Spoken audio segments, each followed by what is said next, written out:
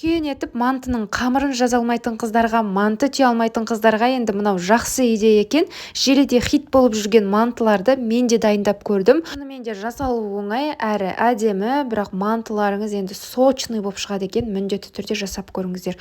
Қамырын дайындау үшін ұнымыздың ортасына ашып, бір жұмыртқа, тұз, сұйық және салқын су құйып, қаттылау қамыр илеп аламыз.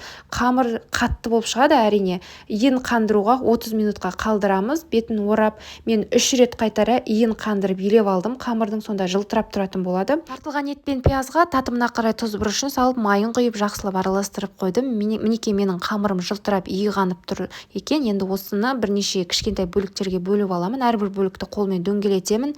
Және міндетті түрде қамырлардың бетін жауып отырыңыз, себебі құрғап кетеді. Және азғантай ұн себе отырып, жып-жұқа етіп қамырларымызды жайып аламыз. Қамырымыздан манты түю енді өте оңай. Ортасына етін салып, бірінші шеттерін бекітіп аламыз. Егер қуыратын болсаңыз, жақсылап бекітіп шығыңыз.